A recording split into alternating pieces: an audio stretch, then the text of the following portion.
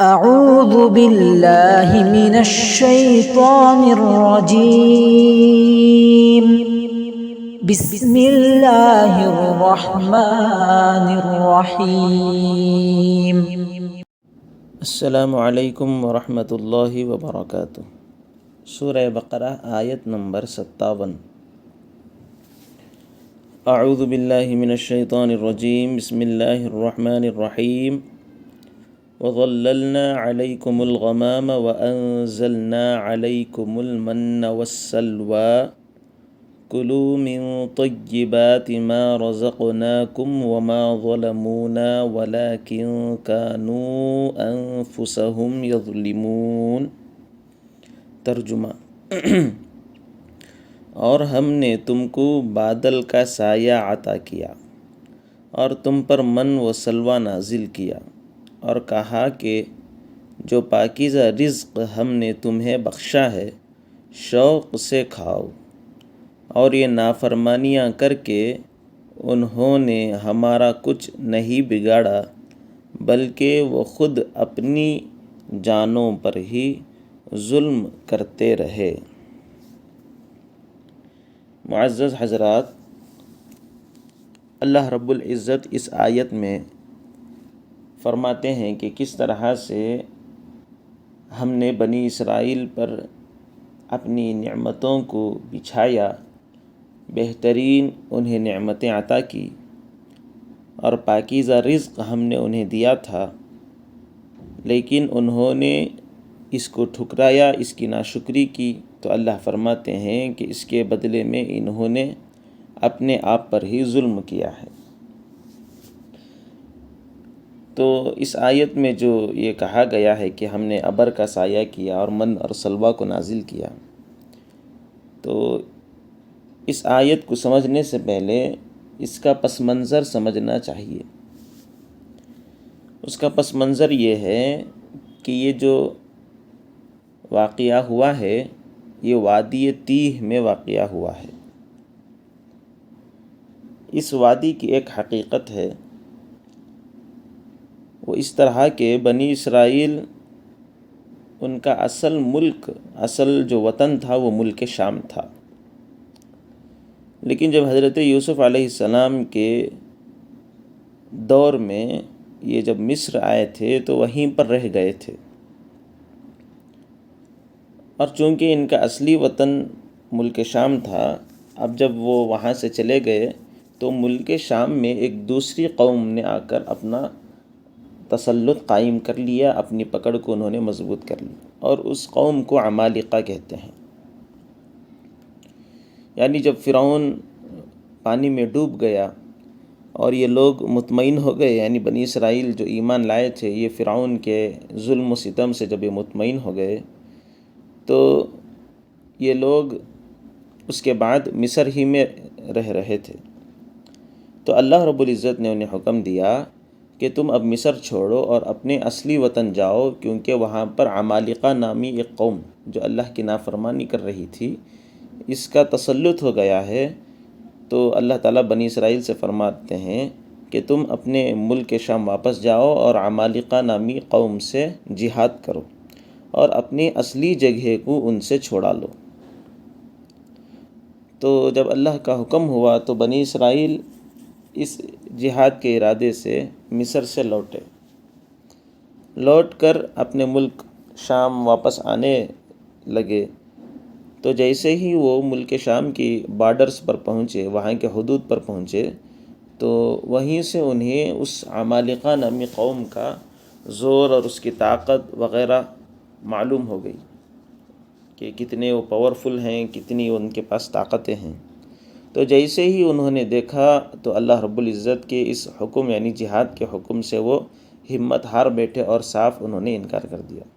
اس کا بھی ذکر آگے مستقل آیتوں میں آنے والا ہے کہ کس طرح سے بنی اسرائیل نے اللہ کے حکم کی نافرمانی کی اور جہاد سے ہمت ہار بیٹھ گئے۔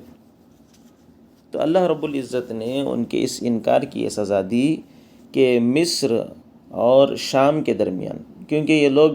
شام کو جانے کے بجائے ملک شام میں جا کر جہاد کرنے کے بجائے واپس اپنے وطن مصر کے پاس آ رہے تھے، تو اللہ رب العزت نے مصر اور شام کے درمیان میں تقریباً ایک 10 میل کی جگہ کے طور پر ایک وادی ہے جس کو وادی تیہ کہا جاتا ہے، یہیں پر یہ لوگ پریشان اور سرگرداں پڑے رہے کہ جب انہوں نے وہاں سے انکار کر کے واپس اپنے مصر آ رہے تھے تو اس کے درمیان میں یعنی ملک شام اور ملک مصر کے درمیان میں ایک 6 کوس یعنی تقریباً ایک 10 میل کے برابر کی جگہ تھی،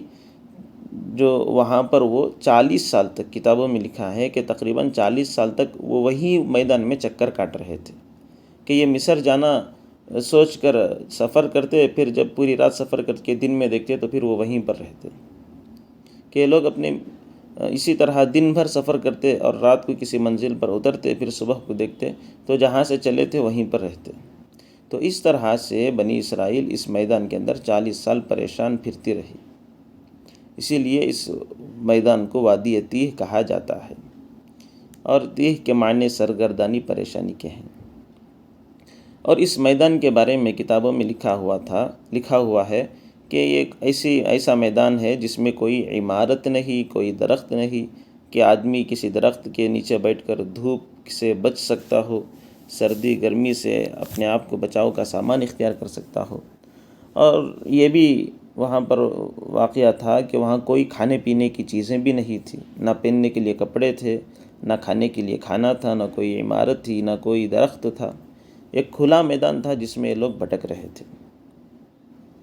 تو اللہ رب العزت سے حضرت موسیٰ علیہ السلام نے دعا فرمائی کہ اللہ میری قوم کی فلاں فلاں ضرورتیں ہیں تو اس کا انتظام فرما۔ تو اللہ رب العزت نے اپنے کرم سے انہیں مختلف نعمتیں عطا کی۔ انہی نعمتوں کا اس آیت میں ذکر ہے کہ کس طرح سے ہم نے تمہارے لیے ابر کا سایہ، یعنی جہاں مستقل دھوپ تھی ہم نے وہاں تمہارے لیے بطور سایہ کے ابر کو لایا ہم نے،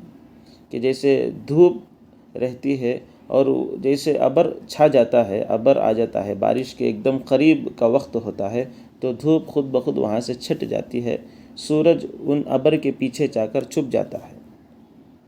تو اس طرح سے اللہ رب العزت نے جب موسیٰ علیہ السلام نے اللہ سے شکایت کی کہ اللہ بنی اسرائیل دھوپ سے پریشان ہے، تو اللہ تعالیٰ نے ایک پتلا سا ایک سفید ابر کا سایہ انہیں کر دیا تاکہ دھوپ کی شدت انہیں نہ لگے۔ پھر جب انہوں نے بھوک کا تقاضا کیا تو اللہ تعالیٰ نے من و سلویٰ کو نازل فرمایا۔ کتابوں میں لکھا ہے کہ یہ جنتی چیزیں تھیں، جنتی کھانا تھا، یعنی ایک طرح سے ایک میٹھی چیز جو درختوں پر ترنجبین ایک طرح کی چیز ہوتی ہے جو ایک میٹھی ہوتی ہے، جو بکثرت اللہ تعالیٰ نے وہاں پر پیدا کر دی۔ اور من کہتے ہیں بٹیر کو، جو ان کے پاس خود بخود آ کے جمع ہوتی تھی، حالانکہ بٹیر ایک طرح کا پرندہ ہے جو لوگوں سے بھاگتا پھرتا تھا، لیکن اللہ رب العزت نے ان کے لیے جب اس کو رزق بنا دیا تو یہ بٹیریں خود ان کے پاس آ کر جمع ہو جاتی۔ اور سلویٰ کہتے ہیں ترنجبین، جو ایک میٹھی چیز جو درختوں پر اگتی تھی۔ تو اللہ رب العزت نے انہیں من و سلویٰ اس کو نازل کیا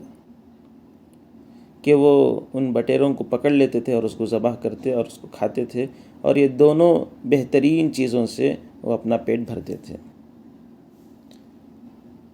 اور اس طرح سے وہ لوگ اپنی زندگی گزار رہے تھے۔ پھر بعد میں انہیں پانی کی ضرورت ہوئی تو اللہ رب العزت نے حضرت موسیٰ علیہ السلام کو حکم دیا کہ تم ایک پتھر پر اپنی لاٹھی مارو۔ پھر اللہ تعالیٰ نے اس لاٹھی کے مارنے سے وہاں پر چشمے کو جاری کیا جس سے وہ پانی پیتے تھے۔ یہ بھی قرآن آیت میں مذکور ہے۔ اسی طرح انہوں نے حضرت موسیٰ علیہ السلام سے کہا کہ رات بہت زیادہ اندھیری ہو جاتی ہے، جب رات ہوتی ہے تو کوئی لائٹ نہیں، کوئی روشنی نہیں، کوئی چراغ نہیں، بہت زیادہ اندھیرا پن ہو جاتا ہے۔ تو انہوں نے جب یہ شکوہ کیا تو اللہ تعالیٰ نے غیب سے ایک روشنی کی شکل ان کے لیے ان کے محلے میں، ان کی جگہ میں قائم کر دی، تاکہ ایک ہلکی سی روشنی بھی ان کے لیے کارآمد ہو سکے، ہلکی سی ایک روشنی کہ جس میں نہ رات میں آرام میں خلل ہو سکے اور نہ ہی کوئی پریشانی ہو سکے، اور ان کو چراغ کا بھی نظام ہو جائے، اس لیے ہلکی سی ایک روشنی کا نظام بھی اللہ نے کیا تھا۔ پھر یہ شکایت ہوئی کہ کپڑے پھٹ رہے ہیں، میلے ہو رہے ہیں، لباس کی ضرورت ہو رہی ہے، تو اللہ رب العزت نے انہیں اپنی نعمت سے، اپنے فضل سے یہ نعمت عطا کی کہ ان کے کپڑے میلے ہی نہ ہو رہے تھے اور نہ ہی پھٹ رہے تھے اور نہ ہی ان کے کپڑے میلے ہو رہے تھے، اور بچوں کے بدن پر جو کپڑے تھے وہ ان کے بدن کے ساتھ ساتھ بڑھنے لگے تھے۔ تو اللہ رب العزت فرماتے ہیں کہ اس طرح سے ہم نے ان پر نعمتیں کی، لیکن انہوں نے ان نعمتوں کا فائدہ تو اٹھایا، لیکن بعد میں اللہ رب العزت کی ناشکری کی۔ اللہ تعالیٰ سے انہوں نے پھر مختلف سوالات کیے، مختلف انہوں نے اللہ کی نافرمانی کی، جس کی وجہ سے حال یہ ہوا کہ ان نافرمانیوں کا نتیجہ یہ ہوا کہ اس کے بدلے میں جو سزائیں ان پر دی گئی، یہ انہی کے اپنے آپ پر ظلم کرنے کی وجہ سے اللہ رب العزت نے انہی سزا دی، اور انہی چیزوں کا اس آیت میں اللہ رب العزت نے ذکر کیا ہے۔ اللہ رب العزت سے دعا ہے کہ اللہ تعالی ہمیں اللہ تعالیٰ کی خوب فرما برداری، اللہ تعالیٰ کی اطاعت اور کامل اتباع کرنے کی ہم سب کو توفیق عطا فرمائے۔ السلام علیکم ورحمۃ اللہ وبرکاتہ۔ إن هذا القرآن يهدي للتي هي أقوم ويبشر المؤمنين الذين يعملون الصالحات أن لهم أجرا كبيرا